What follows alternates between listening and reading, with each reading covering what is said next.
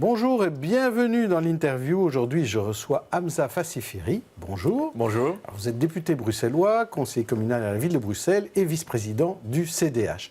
Et justement, à propos de parti, je voudrais avoir votre réflexion sur ce qui s'est passé depuis ce week-end quand on a appris qu'en fait, le président de la NVA assistait à une réunion avec des chefs de police au cabinet du ministère de l'Intérieur. Est-ce que vous faites partie de ceux qui crient avec des cris d'orfraie contre cette réunion?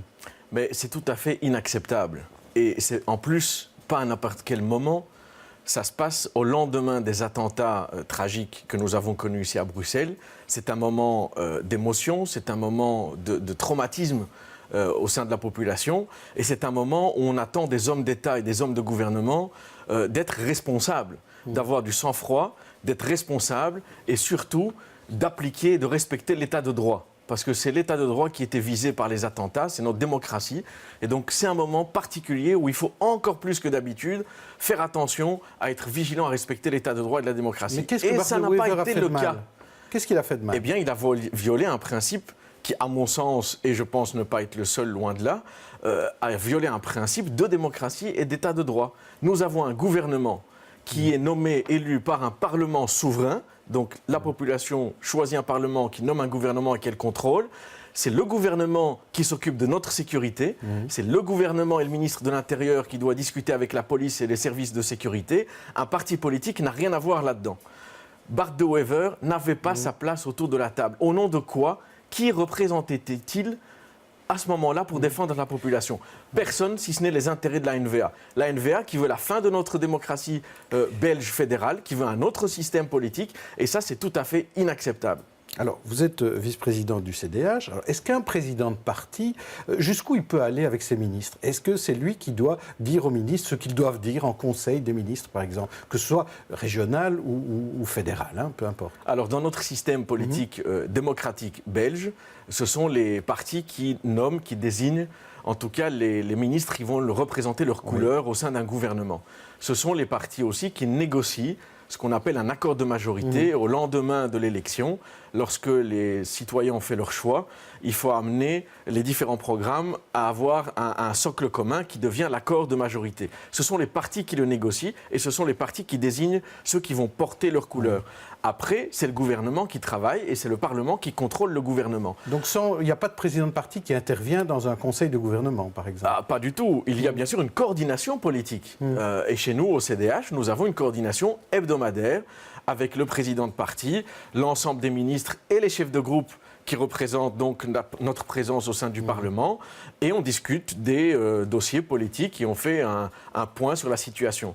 Mais ce sont les ministres qui portent le travail au sein du gouvernement et qui rendent compte au Parlement. Et les partis politiques essayent de s'assurer que la ligne qu'ils ont défendue au sein de l'accord de majorité est bien respectée tant au Parlement qu'au gouvernement. Ça, c'est de la coordination normale. Mais un président de parti comme Bart De Wever, certainement n'a aucune raison, ni bonne ni mauvaise, de se trouver autour de la table comme il l'a fait au lendemain des attentats pour discuter de la sécurité des Belges. C'est pas sa place. Et si c'était pour parler juste de la démission de son ministre, est-ce que là, à ce moment-là, c'est quelque chose que vous comprendriez? Mais alors, que faisait la police autour de cette table? C'est ça que moi je veux qu'on m'explique. Bart De Wever doit répondre à cette question. Si c'était pour discuter de la démission de Jan Jambon, je peux le comprendre. Et là, effectivement, la coordination est légitime. Mais alors, ça ne se fait pas avec le top de la police fédérale, ça ne se fait pas avec le top de la sécurité. La sécurité n'a rien à voir avec les affaires internes de la NVA. Donc, leur argument ne tient pas. Et ce que je trouve pathétique, c'est que le MR, aujourd'hui, essaye encore une fois de couvrir la NVA quand elle ne respecte pas l'état de droit. Mais pourquoi le MR vient dire « Moi, vous savez, c'est une coordination ». Non, si c'est une coordination interne à la NVA, mais la police n'a rien à faire là.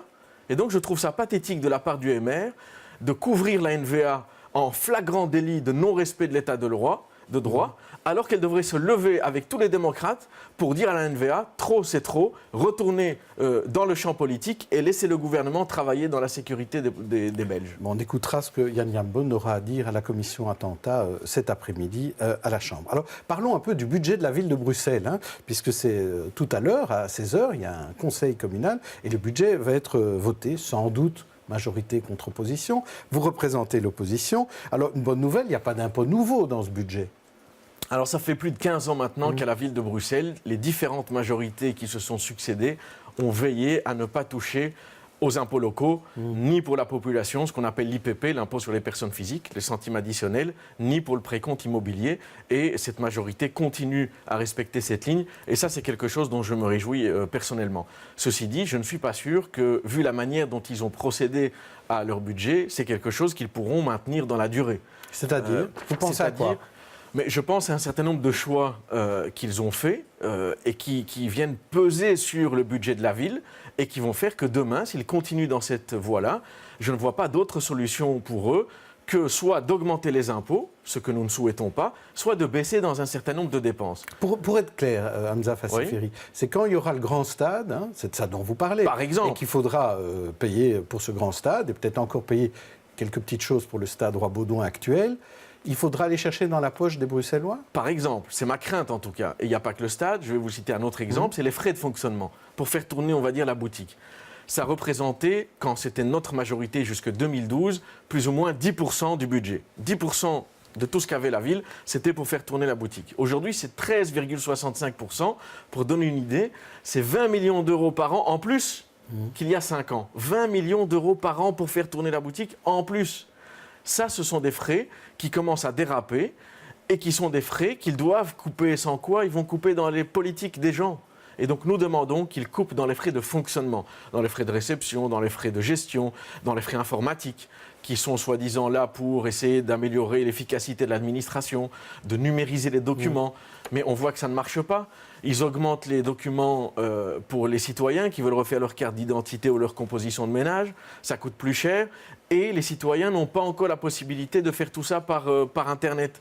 Donc, ils augmentent les frais et ils n'offrent même pas une solution alternative aux citoyens. On demande qu'ils réduisent tous ces frais-là, sans quoi demain, c'est dans les politiques des gens qu'ils vont commencer à réduire. En matière de frais, on connaît maintenant le chiffre total des illuminations en région bruxelloise. On a à peu près 1 600 000 euros. Et rien que pour la ville de Bruxelles, c'est 560 000 euros. Est-ce qu'on dépense trop en illumination ou pas assez ? Alors ça, c'est un cas particulier de nouveau, la ville. La ville, c'est le centre de toute la région. Et donc, nous sommes favorables à augmenter les illuminations parce que ça participe d'un projet de ville complet. Si nous voulons faire revenir les gens dans le centre-ville, de nouveau après une année noire comme a été 2016, on doit pouvoir investir dans des éléments comme ceux-là. Ce que je trouve dommage, c'est que dans le budget 2017, nous ne voyons pas cela.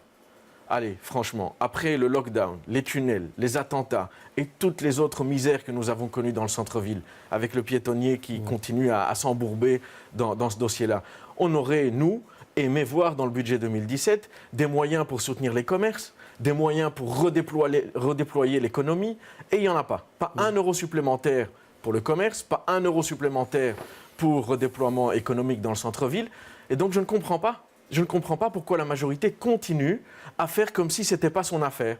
La région met de l'argent, si c'est la région qui met de l'argent, ok, nous on le mettra ailleurs. Non, il faut que la ville assume sa responsabilité locale de participer à faire revenir les citoyens dans le centre-ville.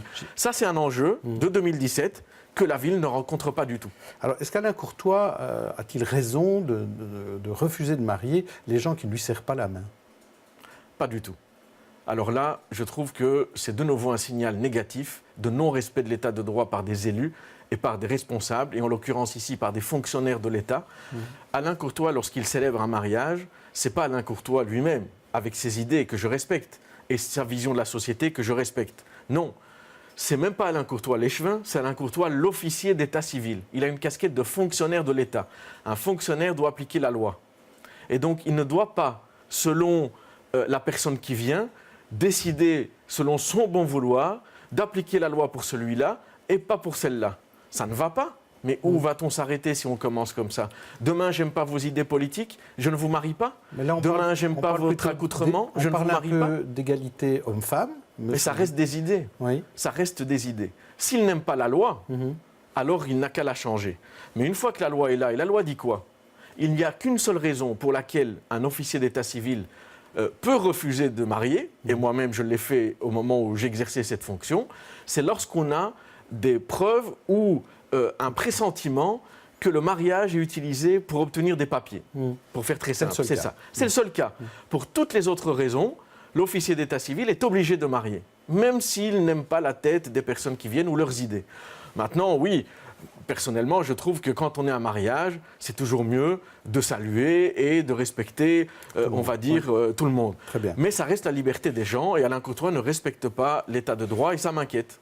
Alors, quels sont vos vœux pour 2017? Parce qu'on approche la fin d'année. Est-ce que c'est une hausse du CDH dans les sondages? Est-ce que c'est une Joëlle Milquet complètement blanchie par la justice? C'est quoi vos vœux pour 2017? Alors, à titre personnel, effectivement, je souhaite que Joëlle puisse sortir de son année noire aussi, qui a vécu une année terrible, et je trouve que tout ça est injuste, et donc je lui souhaite qu'elle soit blanchie et qu'elle revienne de la meilleure manière qui soit. Elle est déjà là au Conseil communal et au Parlement. Hein. Bien sûr, mais je pense que mon souhait en tant qu'élu, en tout cas, le plus fort, c'est justement, pour rebondir sur le dernier sujet, qu'on sorte de cette situation dans laquelle nous sommes de populisme, où certains essaient de cliver la société et de monter les uns contre les autres.